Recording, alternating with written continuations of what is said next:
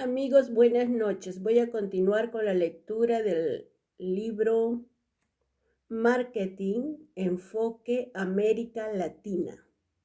La página del libro es la página 36 y según Google Documents es la página 52.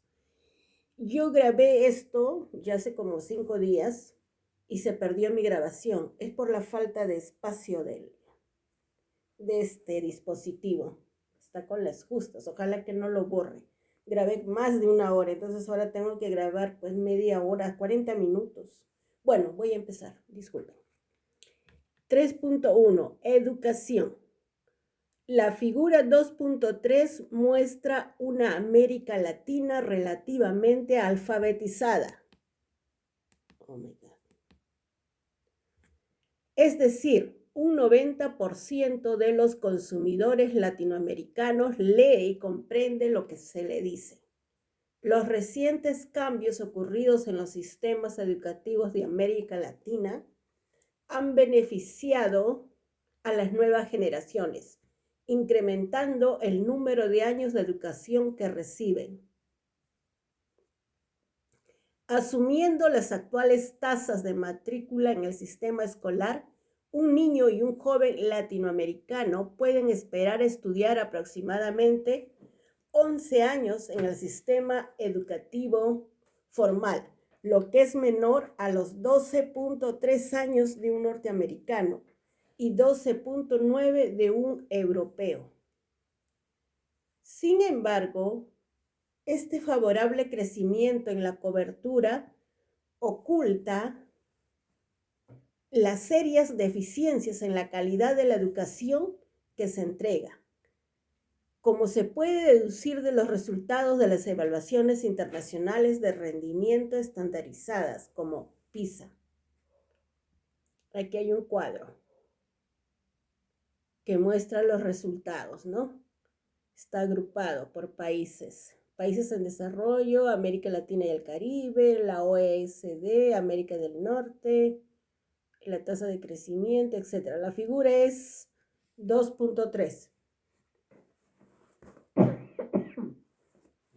Tasa de alfabetización de adultos, porcentaje de la población de 15 años y mayor.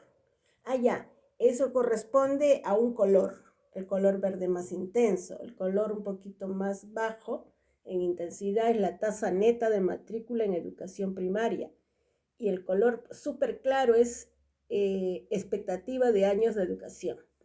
Sáquenle un pantallazo, amigos. Yo le voy a sacar de veras. De repente veo la forma de ponerlo, no sé cómo hacerlo. Bueno, fuentes. Tasa de alfabetización de adultos y tasa neta de matrícula en educación primaria. PNUD. Informe sobre el desarrollo humano 2007-2008, 2008. Expectativa de años de educación, UNESCO, Institute for Statistics Data Center 2008. Bueno, ya. Sucede, sin embargo, que en América Latina existe otro tipo de instrucción que se da bajo el concepto de aprendizaje o aprender haciendo, en algunos casos de manera autodidacta y en muchos otros bajo la tutela de un maestro. Esta es una persona mayor que conoce un oficio y que transmite empíricamente sus conocimientos a sus aprendices, su hijo, sobrino o ayudante, al mejor estilo de los artesanos del Renacimiento. Ya. Esta formación nada escolástica y menos académica es parte de los rasgos culturales de nuestras sociedades y, sin duda, aporta a la formación de cierto tipo de especialistas. Un gran porcentaje, si no la totalidad, de nuestros grafiteros, mecánicos, albañiles y carpinteros se forma así. Sin embargo, al no estar registrada formalmente como años de estudio o instrucción en las cifras antes mencionadas, podría estar distorsionando la comparación entre países. Son detallitos, pero que son muy importantes, ¿no? Estamos recién en el capítulo 2, Dios. 3.2. Religión. Otro aspecto a resaltar por la influencia cultural que ejerce sobre la población es el de la religión. En América Latina, la Iglesia Católica engloba casi 87% de la población, tabla 2.4. La Iglesia Protestante y otras iglesias cristianas conforman la diferencia y están creciendo de manera muy rápida. En Norteamérica y los países europeos, la religión católica tiene menor participación que la cristiana protestante. Estas diferencias pueden explicar en parte las distintas visiones de latinoamericanos y noroccidentales con respecto al trabajo y la riqueza. Para el catolicismo, la riqueza no es siempre buena. Al igual que la sensualidad y el placer, la riqueza no es de este mundo y el bienestar se encuentra solo en el seno de Dios. Para los protestantes y muchas nuevas iglesias cristianas, por el contrario, la riqueza es una especie de recompensa de Dios. No es mal vista y es de este mundo. Aunque la población católica oficial tiene en Latinoamérica casi 87% de los fieles, el porcentaje practicante de su fe es mucho menor. En Argentina, por ejemplo, más del 90% de la población es católica y solamente por 20% es practicante. Índice 4. Bueno, los grupos evangélicos y protestantes, por su parte, teniendo 20% de fieles, tienen probablemente el 100% de ellos practicando activamente su religión. Es importante señalar también que el mayor crecimiento de las iglesias protestantes se da entre los grupos más pobres de la población latinoamericana, mientras entre los más ricos parecen crecer más algunas de las tendencias más conservadoras de la Iglesia Católica, como el Opus Dei o movimientos carismáticos católicos. Aquí tenemos el cuadro, la tabla 2.4. Comparación entre la población católica y protestante por regiones. Datos de 1995 en porcentaje sobre el total de la población religiosa. Ahí está su cuadro, amigos. Y también, ¿no? Sacarle pantallas. Muy bien. Entonces la fuente es Enciclopedia Británica Online, 2008. Es importante también mencionar que existe un fuerte mestizaje religioso en América Latina, identificado como sincretismo en las ciencias sociales.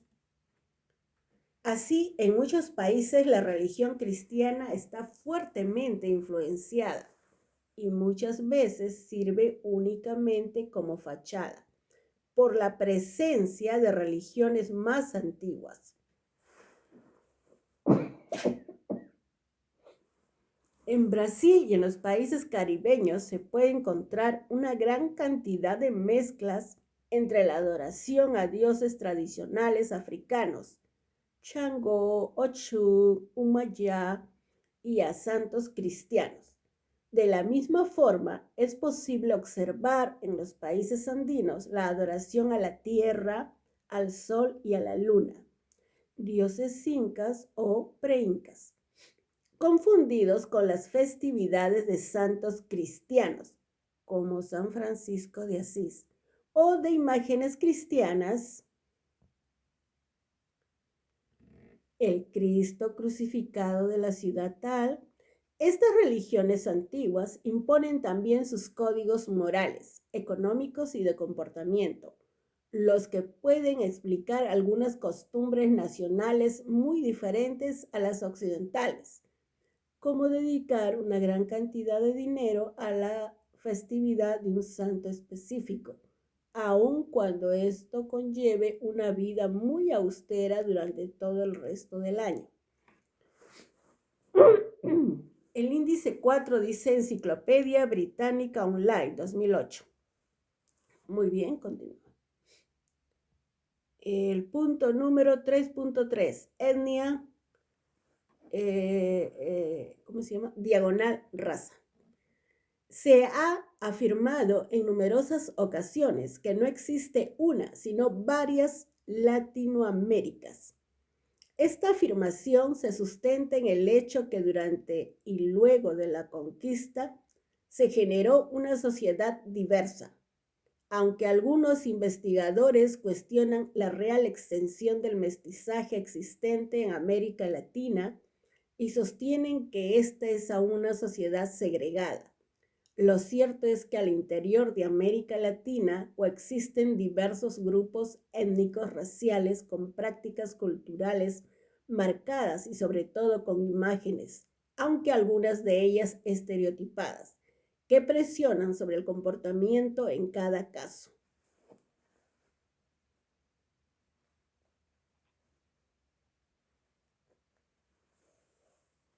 En la tabla 2.5 se muestra un resumen de los principales grupos étnicos raciales existentes en América Latina y las imágenes asociadas a los mismos. Aquí tienen la tabla 2.5. Principales orientaciones culturales de los diversos grupos étnicos raciales en América Latina. Es el título de la tabla. Bien, continúo. En función a estos tres grupos étnicos raciales se ha clasificado algunos países latinoamericanos. En la figura 2.4 se aprecia que la población en Uruguay, Chile y Argentina es marcadamente occidental. En República Dominicana y Cuba se guarda un equilibrio relativo entre la presencia de los grupos afrodescendientes y los europeos. En países como Perú, Bolivia, México, Guatemala y Ecuador, el componente indígena es bastante fuerte. Venezuela es un caso especial. Debido a la fuerte migración europea de los años 50 a 70, sobre todo italiana, española y portuguesa, pero la cultura negra en su población de base es bastante evidente, mientras que Haití, país con muchos, país que muchos no ubican dentro del concepto de América Latina, debido a su cultura de origen francés, tiene una influencia africana muy fuerte. Colombia estaría al centro, pues tiene influencias europeas, africanas e indígenas muy marcadas en diversas partes de su territorio.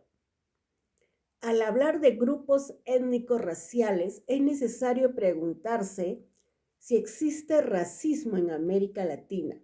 En realidad lo que existe es una separación cultural y económica con base en la procedencia racial. ¿Esto es racismo? Probablemente sí, pues existe una separación de clases y una imagen asociada a cada etnia raza. Así, la probabilidad de que una persona latinoamericana tomada al azar tenga más o menos dinero estará fuertemente correlacionada con su origen racial. Mientras más blanco sea, es más probable que sea más rico. Por otro lado, la tendencia a querer ser blanco en parte está estimulada por la publicidad, que muestra siempre personas blancas, reforzando la creencia de que en nuestra cultura todos somos occidentales y oculta el origen mestizo e indígena de la mayoría de la población.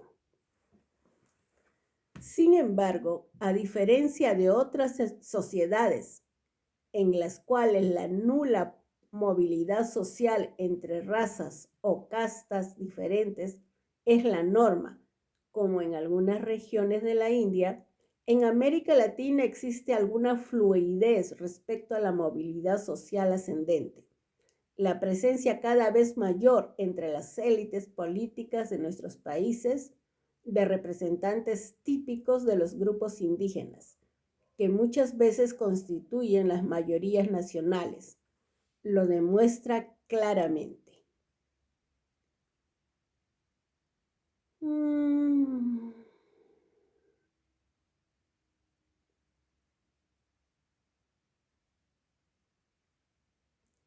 Bien, aquí hay otra figura que es la figura 2.4. se llama Grupos Étnicos Raciales en América Latina. Pantallazo, señores. Muy bien.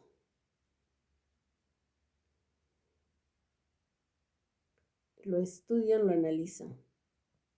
Yo la vez pasada lo comenté y todo, pero ahorita no puedo dedicarme más tiempo porque estoy agripada y otra cosa que voy a ocupar mucho tiempo, el video va a ser muy largo y de nuevo va a desaparecer. Clústers latinoamericanos. ¿En qué se parece un brasileño a un boliviano? ¿Un argentino a un guatemalteco? ¿Un chileno a un cubano? En muy poco. Es peor si buscamos el parecido de un nordestino brasilero, habitante del Sertão, con un gaucho casi alemán de Río Grande do Sul, de un andino de La Paz con un tropical cruceño boliviano o de un regiomontano de la seca y muy desarrollada Monterrey con un chiapaneco mexicano selvático y pobre. Quizás aquí la conclusión es que no existe una Latinoamérica y ni siquiera una nación brasileña, mexicana o boliviana. Afortunadamente, las verdades son relativas, pues nuestra cercanía es infinitamente mayor que la de alemanes con franceses o con portugueses, e incluso que la de un suizo alemán de Zúrich con un suizo italiano de Lugano. Mientras a ellos los diferencian razas, idiomas, costumbres y siglos de guerras, a los latinoamericanos nos une un casi mismo idioma, una misma historia y hasta un nivel de desarrollo parecido. Yeah. Felizmente, en esta Latinoamérica de naciones a la vez diferentes y similares, es posible identificar 3 clústeres de consumidores, basados en las herencias recibidas de las 3 raíces culturales más importantes, la indígena, la africana y la europea. Está la Latinoamérica indoeuropea, donde conviven fuertemente la parsimonia, el apego a la naturaleza y el sentimiento melancólico del indio inca, maya y otras grandes culturas, con el sentimiento cartesiano y cuadriculado de los conquistadores europeos. Bolivia, Perú, Ecuador, Guatemala, Honduras, El Salvador y México son los grandes representantes de ese clúster de fuerte raíz ancestral y estratégicamente diferente del resto del mundo.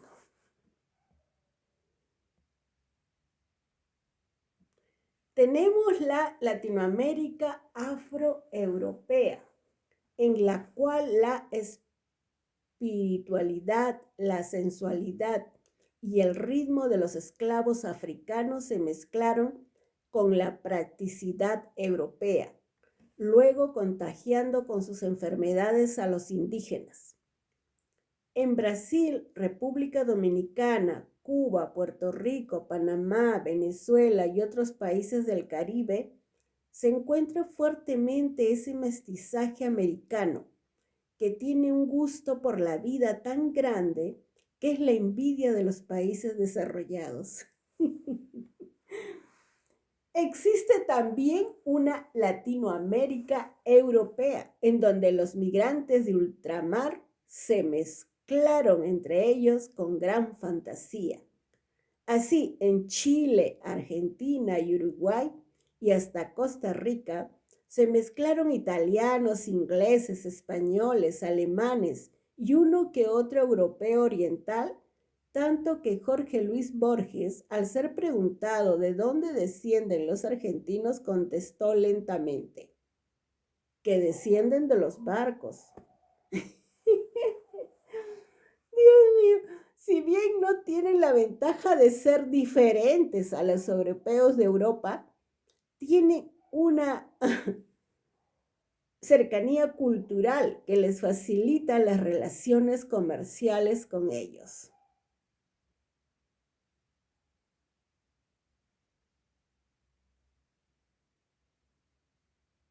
Y Colombia, quizás en algún lugar entre las Latinoaméricas indoeuropeas por sus zonas andinas y afroeuropeas por sus costas pacíficas y atlánticas.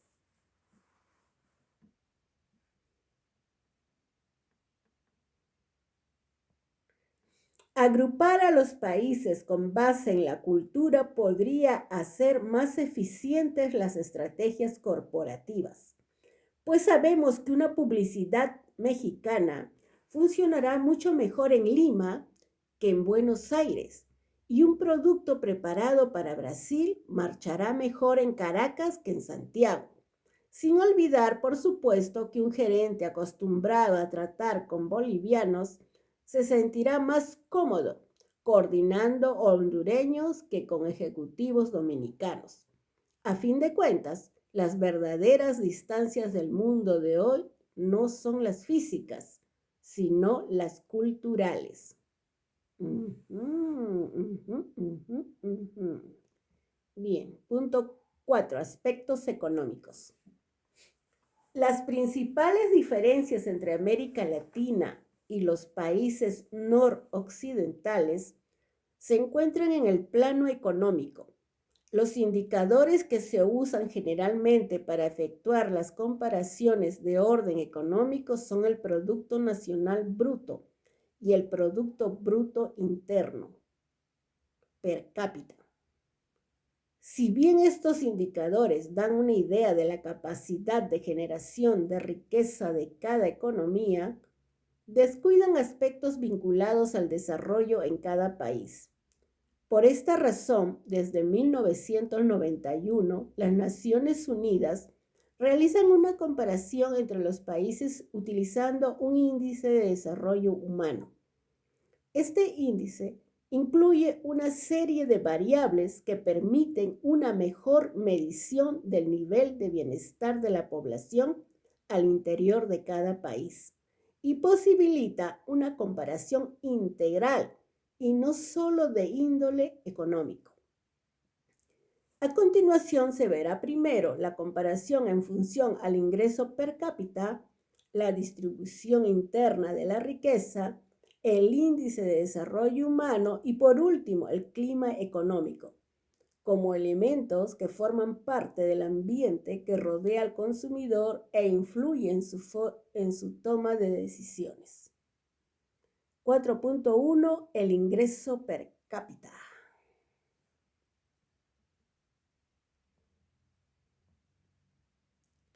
Existe una gran brecha entre la riqueza promedio por habitante en cada una de las regiones indicadas en la tabla 2.6. La comparación estima el PBI per cápita y el PBI per cápita ajustado por poder de paridad.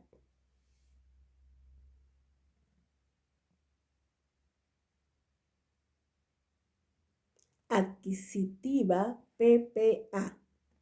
Este último indicador ha sido desarrollado por las Naciones Unidas con la finalidad de establecer una comparación real. El principio subyacente es que la sola utilización de las tasas oficiales de cambio para convertir las cuentas nacionales a dólares norteamericanos, moneda de medida internacional, no permite una real comparación internacional de las economías. Para ello es necesario considerar la paridad del poder de compra interno relativo de las diferentes monedas nacionales para neutralizar las diferencias en los niveles de precios entre los distintos países y expresarlo luego en términos de dólares internacionales. El PBI real ajustado considera parcialmente este aspecto. De allí la diferencia entre las cifras. Tabla 2.6. Comparación entre el PBI por habitante y el PBI per cápita ajustado por paridad de poder adquisitivo, PPA, por regiones en dólares 2005. A ver, sáquenle pantallazo a su cuadrito. La fuente es PNUD, Informe sobre el Desarrollo Humano 2007-2008. En relación a este aspecto, debe considerarse que los países de América Latina se encuentran al mismo nivel de países como Rumanía, Ucrania, Turquía, Armenia y Túnez. Tabla 2.7. Debe remarcarse aquí que algunos países del sudeste asiático, como Corea del Sur y Taiwán, que hasta los años 70 tenían un PBI per cápita muy inferior al latinoamericano, actualmente presentan niveles de ingreso per cápita 3 o 4 veces superiores al de muchos países de nuestro continente.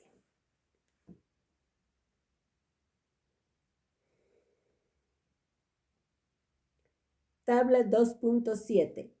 Países seleccionados. Ubicación en el ranking del Índice de Desarrollo Humano y PBI per cápita expresado en miles de dólares, PPA, en precios constantes en dólares del año 2005. Allá, tengo que sacar pantallas. Tabla 2.7. Ese es el nombre de la tabla. Otra tabla. Desarrollo humano medio. IDH 0.50-0. 0 dice. Guión 0.799. Ya. La fuente es PNUD, Informe sobre el Desarrollo Humano 2007-2008. Pantallazo. ¿Listo? Lo tenemos. Estoy empleando bastante memoria. De repente me borra el video, Dios mío. Ya. Otro ejemplo de desigualdad o brecha entre las regiones se puede apreciar en términos del PBI total por regiones y su repartición entre la población mundial. Tabla 2.8. Asimismo, en la tabla 2.9 se grafica la brecha estableciendo relaciones entre las diferentes regiones en términos del PBI per cápita con y sin ajuste. A ver, veamos la tablita bien centradita para que tomen su pantallazo. Pueden salir, creo, las dos tablas. A ver. Sí, ¿no? Solo que esto no deja ver. Ahí, ya. Muy bien, entonces tenemos la tabla 2.8 de distribución de la población y riqueza mundial por regiones, año 2005, como porcentaje de la actividad económica mundial. Tabla 2.9, relación entre los ingresos de los Estados Unidos y Canadá con los países pobres y América Latina. Las fuentes son las mismas, menos mal. PNUD, Informe sobre el Desarrollo Humano 2007-2008.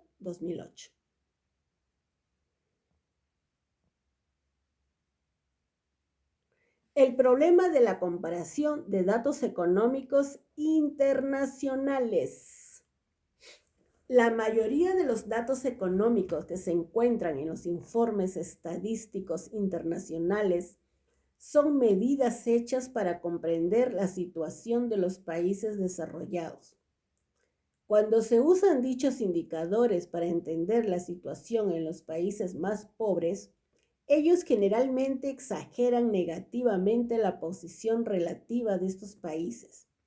Las Naciones Unidas han generado, por ello, algunas correcciones, tales como el Producto Industrial Real Ajustado y el Índice de Desarrollo Humano. Sin embargo, estas cifras no logran reemplazar totalmente otros índices muy usados. El Producto Interno Bruto Global y per cápita, que presenta los problemas siguientes. A. Distorsión por registro. Dado que en los países en desarrollo gran parte de la actividad económica no está registrada por el Estado, sector informal urbano y sector tradicional rural, los datos del Producto Interno Bruto generalmente no consideran este aspecto. En los países desarrollados, este factor es generalmente poco importante. Si se añadiera al PBI de los países latinoamericanos el monto de producto generado por el sector no registrado, las diferencias entre los países serían evidentemente menores. B. Distorsión por estructura de productos, servicios. Las sociedades desarrolladas tienen un porcentaje mucho mayor de servicios registrados que en las sociedades más pobres. Si bien las empresas de servicios aportan algo de bienestar a la sociedad, su aporte no es necesariamente de la misma magnitud que una empresa de producción. Una peluquería más no hace más rico a un país. Así, por ejemplo, los servicios aumentan en 35% el PBI de un país rico. Esto no significa que éste tiene por ello mucho más bienestar que un país pobre con pocos servicios registrados. Vaya. C. Distorsión por costo de vida. Los datos internacionales no toman en cuenta el costo de la vida en los países. Así, por ejemplo, un ingreso de $500 en Bolivia puede comprar el equivalente de 4 veces más que en Nueva York. Por lo tanto, una persona que gana $12,000 al año en Bolivia puede tener un nivel de vida comparable al de una persona con $48,000 en Nueva York. Tomar en cuenta únicamente el ingreso bruto de las personas de un país para conocer su capacidad de gasto en otro puede ser entonces un grave error. D. Distorsión por el trabajo de la mujer. El trabajo de la mujer fuera del hogar aporta un cambio importante en las cifras del PBI. Así, el trabajo del ama de casa, que se dedica al cuidado de su familia, no es considerado en el PBI, pues este solo toma en cuenta el trabajo remunerado. Pero si dicha ama de casa sale a trabajar como empleada de una empresa y para ello contrata a una persona para que realice el trabajo de su casa, el PBI crece en 2 personas: salarios del ama de casa y de la empleada doméstica, aun cuando esta última no genera nueva riqueza, sino que reemplaza el trabajo de la persona anterior. Así, a mayor proporción de mujeres que trabajen por un salario, que en el caso de los países más desarrollados es bastante alto, habrá mayor monto del PBI, aunque no exista mayor producción real. Vaya cositas, detallitos, ¿no? E. Distorsión por bienes patrimoniales. En los años 60 y siguientes, en muchas grandes ciudades de América Latina, llegaron grandes cantidades de migrantes de provincias que tomaron por asalto la periferia y construyeron allí sus viviendas. Como resultado de ello, hoy en los grupos pobres de muchos países existe una proporción mayor de posesión de vivienda que en las clases medias, aun cuando muchos de ellos no tengan títulos de propiedad.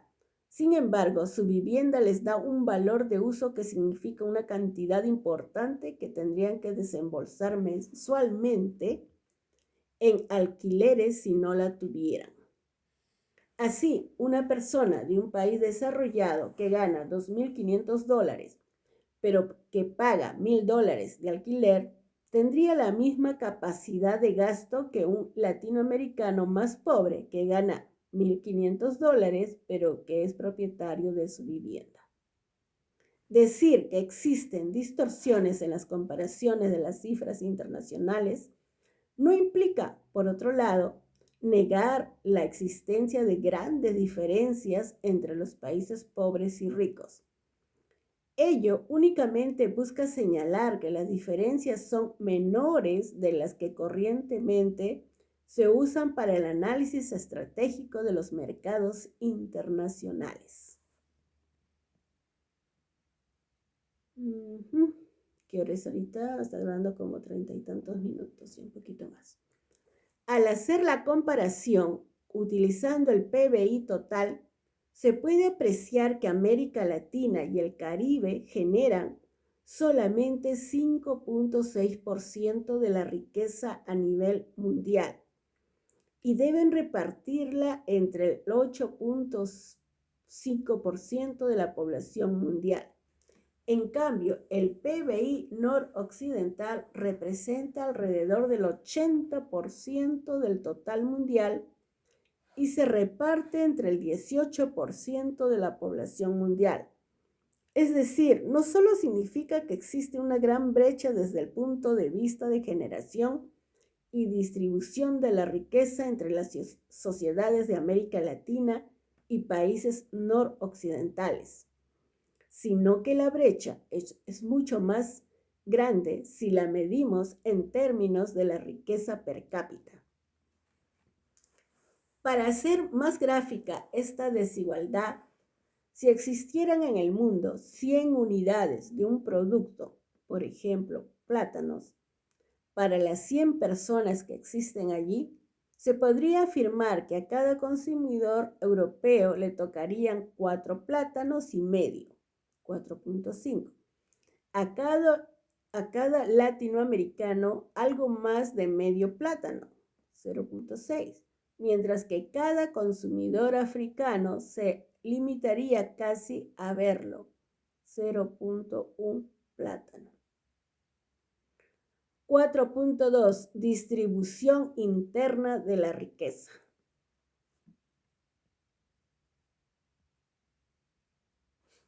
Es importante señalar que lo mencionado anteriormente considera promedios hallados en función a datos proporcionados por los países. Y como es sabido, los promedios esconden los extremos.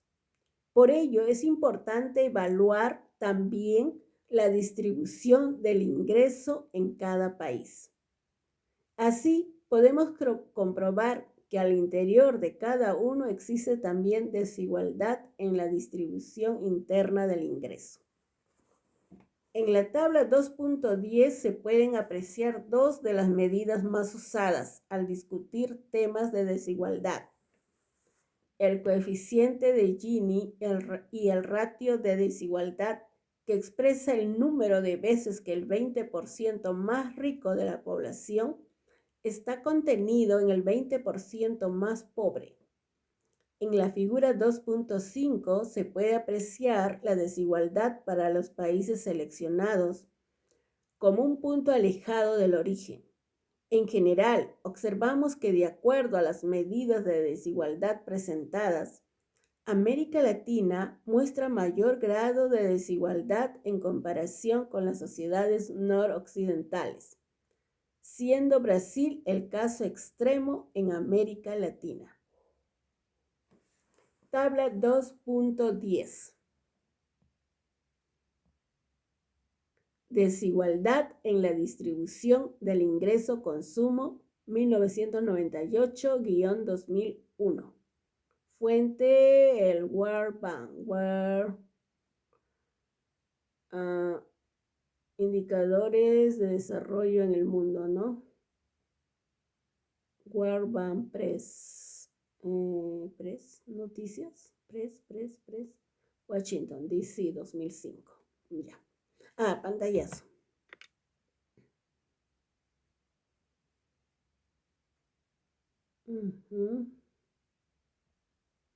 Otra figura que tiene el nombre de figura 2.5, ratio del quintil del ingreso más alto, quintil del ingreso más bajo. Fuente, el World Bank, World Development Indicators, World Bank Press, Washington, D.C., 2005. Otro pantallazo. Bien. 4.3. Índices de desarrollo humano. Dado que el desarrollo de los países no significa únicamente generación de riqueza, sino también generación de bienestar general, desde 1990 las Naciones Unidas miden el desarrollo humano usando una serie de indicadores adicionales a los puramente económicos. Así, el índice de desarrollo humano busca comparar a los países desde un punto de vista integral, vinculado al nivel de bienestar de la población de cada país. Este índice está compuesto por las dimensiones de A, vida larga y saludable, B, acceso a conocimiento y C, nivel de vida digno. Se puede observar en la figura 2.6 que algunos países de América Latina como Chile y Argentina no están tan lejos de los países noroccidentales en términos de calidad de vida. Y también que si existe una diferencia en ingreso per cápita en dólares de 10 a 1, 1000% entre un colombiano y un norteamericano. La diferencia de calidad de vida es de solamente un 35%. Aquí tenemos un cuadro. Es un cuadro enorme, amigos. Ya. Fíjense, acá hay datos, sí. Entonces, ahí está justo, ya. Figura 2.6, valor del índice de desarrollo humano, IDH. Fuente, PNUD, Informe sobre el Desarrollo Humano, 2007-2008-2008. Y hasta ahí me quedo, amigos, porque ya llegué a los 40 minutos y no quiero que se desvanezca el video. Y de repente sigo leyendo, pero ahorita lo interrumpo. Muchas gracias, hasta la próxima.